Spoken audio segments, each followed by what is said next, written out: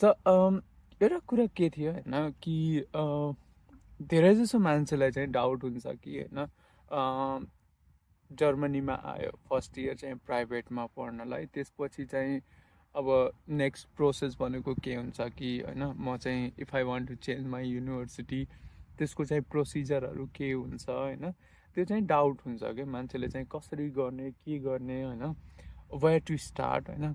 So in this video we are going to talk about like in detail कि कुन कुन स्टेपहरू गर्नुपर्छ prior to होइन prior to changing to private university. So first step भनेको चाहिँ it's kind of similar, जुन चाहिँ हजुरले चाहिँ नेपालबाट गरेर आउनुभयो नि जर्मनीमा, सेम स्टेप हुन्छ होइन. You have to apply to the new university. Let's say like you are in Germany, like हजुरले चाहिँ एक्स युनिभर्सिटीमा एनरोल गर्नुभएको छ and that X university is a private university and then you want to change to like public university which is like I will also recommend you to do that. अनि Y युनिभर्सिटीमा के गर्नुपर्छ, हजुरलाई चाहिँ firstly चाहिँ apply गर्नु पऱ्यो होइन. सेम प्रोसेस जस्तै नेपालबाट चाहिँ एप्लाई गर्ने बेलामा गर्नुभयो या इन्डियाबाट गर्नुभयो होइन, that's the same thing you have to do here.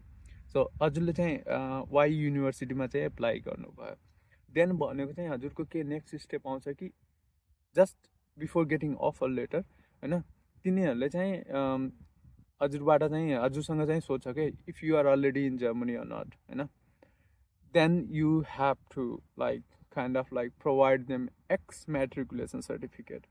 That means like you are deregistering from your previous university which was X